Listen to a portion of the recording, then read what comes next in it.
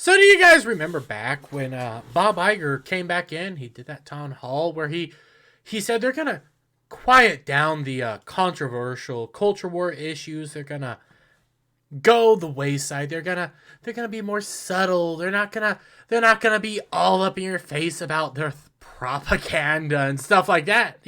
You remember that? Not so political. Disney's Proud Family, Louder and Prouder, advances racial division to children after previously pushing not-so-secret gay agenda. Yeah. I saw these clips over the weekend, and I completely forgot to do a video of it yesterday, but doing it now, so better late than never. But yeah, a show, the reboot of a show that I actually once enjoyed has basically bastardized its founding. Before we get into all this, there's an episode of actually Proud Family that I think very fondly of. It was based on segregation, civil rights era, and it was telling the tale of, hey, this is how things were, and it pushed you had the main girl, and I cannot remember their names for the life of me, but the main girl was, black, obviously, and one of her friends was white. Well, in this time where she got jumped to, her friend wasn't allowed to talk to her, wasn't allowed to interact with her, was kind of racist, but it was in this context. And they had this whole wonderful episode where our main character here converses with her white friend and they become friends again in this alternate timeline where when they went back in time. They come back and they have these wonderful moments and this idea of, hey, don't judge somebody by the color of their skin, but by the content of their character. And it was a wonderful, heartwarming story that is now just gone. Because of this creator. Because of the Louder and Prouder's creator, this wonderful woman, what was her name again? I'm trying to find it. Lataya Revenue. Oh yes, this wonderful woman who, thanks to the wonderful working of Christopher Rufo, she was. Oh, excuse me. She was one of the people that said this. I grew up watching, all of the classics. They have been a huge, informative part of my life. But at the same time, I worked at small studios most of my career, and I'd heard, you hear whispers. I'd heard things like, oh, they won't let you show this at a Disney show. And I'm like, okay. So I was a little sus when I started. But then my experience was bafflingly the opposite of what I had heard on my little pocket. Can I just point out something real quick? This dude, I'm convinced that most of these the speech guys and stuff for the deaf, I'm convinced they're just making it up. I'm gonna be honest. I think they're just that's what I'm convinced half the time. Proud Family, Disney TVA. The showrunners were super welcoming. Meredith Roberts and our leadership over there has been so welcoming to my not at all secret gay agenda. And so I feel there it is. Not so secret gay agenda. She was that lady, the lady that very proudly said, there, I'm pushing my not so secret gay agenda onto your kids. Yeah, that's the lady that helped reboot all this. Well, now, and you see this, God, I remember the show being good. I really do. Well, now they came back very hard with a new episode called Juneteenth, pushing some Black Lives Matter stuff. In this episode, Maya, who I guess is their radical anti-Trump activist chick who's here, who's a new character.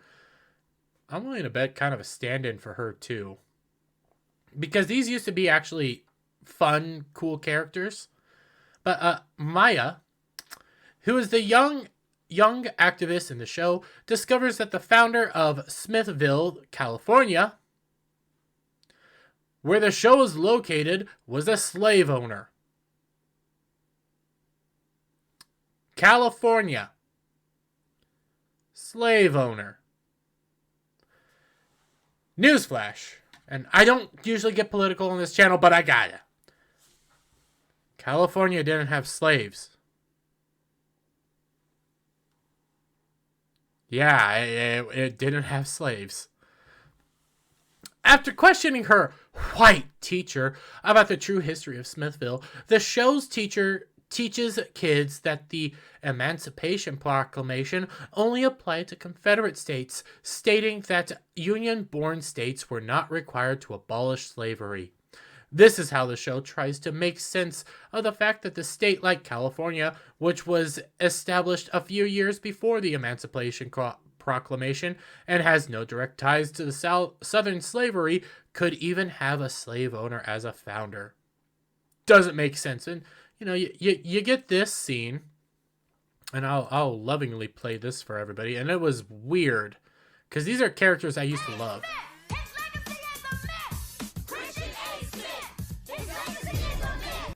Try to make sure that the volume is as loud as I can get it for you guys.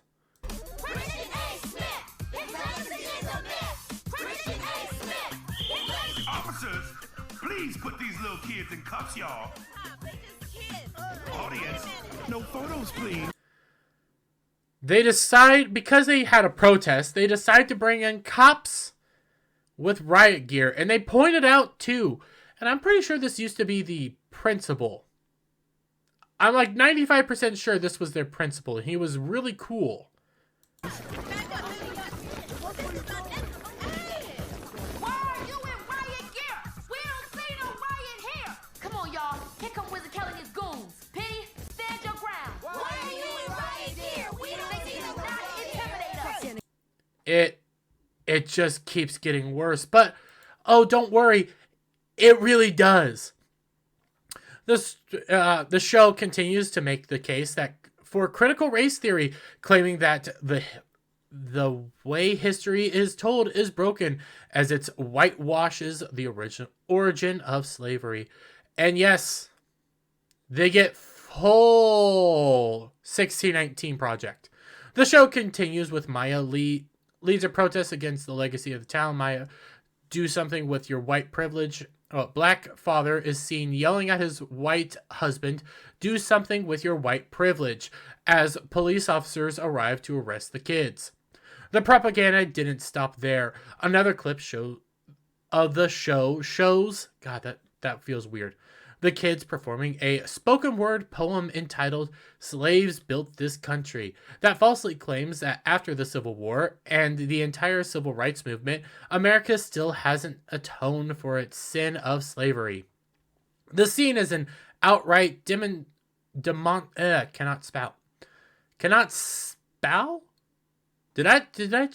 cannot speak.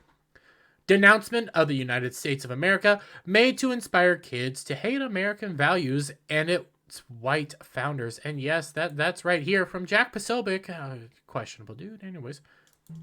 This country was built on slavery, which means slaves built this country. Tilled this land from sea to sea to sea. First there was rice, tobacco, sugar cane. Then Whitney did his thing and cotton became king. And we were its soldiers, 4 million strong, fighting for America's freedoms, even though we remained America's slaves. Built this country. The descendants of slaves continue to build it. Slaves built this country. And we, the descendants of slaves in America, have earned reparations for their suffering.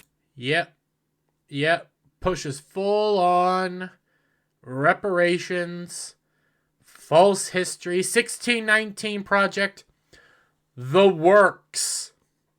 This is not, as our wonderful friend here, Bob Iger, so lovingly said, and I can't get it to scroll up right.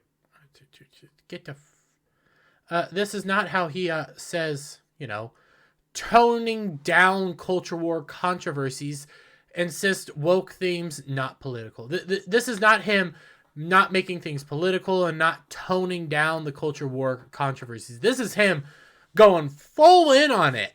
This is him promoting it to next degrees, and it keeps getting worse with the kids towards the end as they keep yelling slaves and they go through modern day stuff.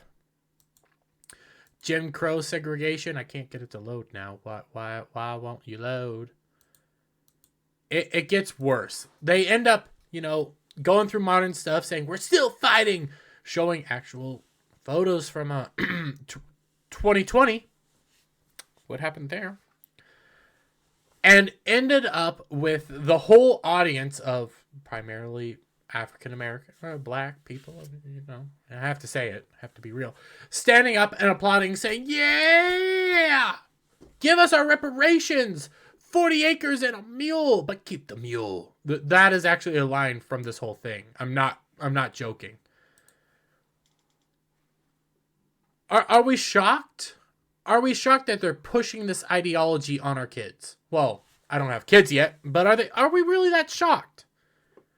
Like, seriously. Did we think they were going to do anything else? No. I never believed Bob Iger when he said, oh, we're not going to be pushing the culture war stuff. We're not going to be doing that. And, you know, some of our woke ideas isn't that political, but, you know, we're not going to be pushing it anymore. We're going to tone it back. No, I didn't believe him for a second. Now, you can argue, well, this happened in between and everything. This is still better. Is this Chapek or Iger? Yeah, this is Chapek. But Chapek was just furthering Iger's agenda. So no, this is still the same thing we've been getting. You haven't had a change. You never will have a change at Disney. And I hope people realize that, and sooner you guys quit indulging yourself in Disney products, the sooner this nonsense end. And please, for the love of God, don't put your kids in front of this stuff. Find something better of the new Puss in Boots movie. Put them in front of that. That was actually a fun movie. Anyways, thank you guys for watching. I hope you liked this video. If you do, please give it a thumbs up. Share it out with your friends. Hit that subscribe button because I really hope I earned it today. Press that notification bell for every time I put out a new video and go live. And I'll see you guys on the next one. Bye for now.